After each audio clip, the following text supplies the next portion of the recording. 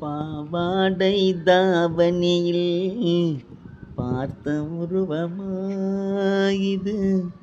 பூவாடை வீசி வர பூத்த பருவமா. பாவாடை தாவணியில் பார்த்த உருவமா, பாலாடை போன்ற முகம் மாறியதேனோ, பனி போல நானும் அதை மூடியதேனோ.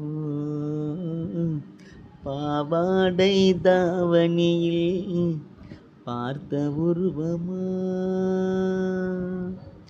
இங்கே என் காலமெல்லாம் கடந்து விட்டாலும் ஓர் இரவினிலே முதுமையை நான் அடைந்து விட்டாலும்,